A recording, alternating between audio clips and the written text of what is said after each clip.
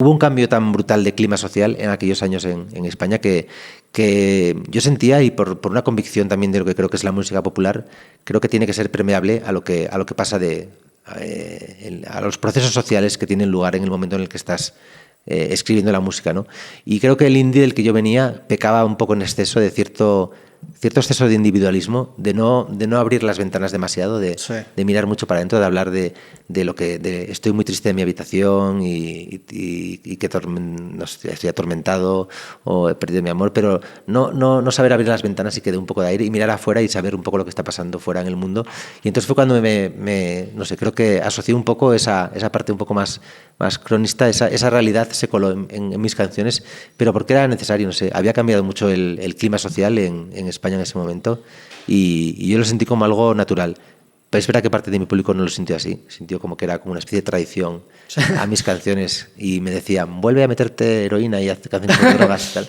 Pero no, las canciones las haces en un momento y el mundo va cambiando y es el que te dice. Las canciones, aunque parezca que es una frase como un poco comodín, pero es verdad que las canciones te escriben, se escriben ellas, más que tú no puedes decidir voy a escribir sobre algo, o cuando yo lo hago nunca me sale bien, sino que las canciones un poco son las que te van mandando sobre ti. Hay una chispa, algo que te dice, de aquí puede surgir una canción, pero luego es la canción la que descubres que acaba mandando sobre ti y acabas escribiendo algo que no sabías que iba a llegar a ese término. Sí, está bien interesante eso porque bajo esa premisa, si nos ponemos a pensar realmente quiénes son los seres humanos, somos entes controlados por ideas. O sea, realmente los que mueven este programa, los que mueven tu carrera, los que mueven mi carrera son ideas. Te embruja una idea y tú te vuelves como un zombie en el que vas siguiendo este anzuelo inicial. Y sí, las ideas tienen... David Lynch tiene un libro que se llama Catching the Big Fish, que él metaforiza y dice que las ideas son como peces, que te topas de repente y tú agarras un pez y él habla mucho sobre esta idea de...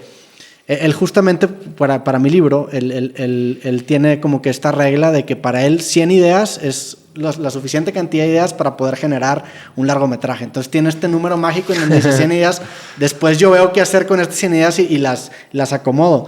Pero sí tienen como que este elemento de que te tienes que dejar llevar a donde la idea te lleve para permitir hacer trabajo también del que... Porque a fin de cuentas la vida creativa, lo bonito también es que no solamente creces tú profesionalmente, sino también personalmente. Tú mismo te conoces conforme con el trabajo que tú haces, porque te cuestionan nuevas preguntas, ¿no? Uh-huh. En el stand-up, por ejemplo, Louis C.K. dice también que su primer especial de stand-up fue muy superficial, pues porque empieza a voltear a ver lo que hay a su alrededor. El segundo, una vez que ya puso ese terreno, se vuelve un poco más profundo y luego se empieza a volver más profundo. Entonces estas ideas acaban haciéndose a lo mejor un poco más elaboradas, ¿no? Uh-huh.